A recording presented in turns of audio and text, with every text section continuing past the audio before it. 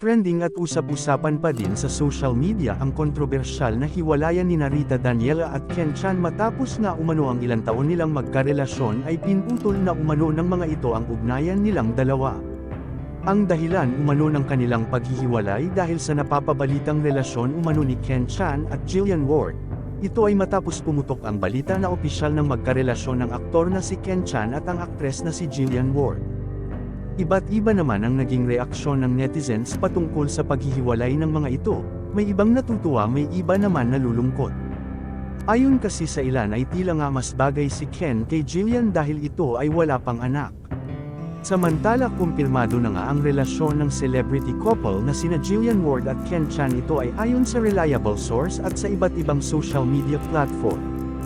Ayon sa balita ay ilang months nang ang hiwalay si Rita at si Ken, hindi lang nila ito sinasa publiko dahil umahanap pa umano ng tamang pagkakataon ang magkabilang kampo para sabihin ito sa publiko.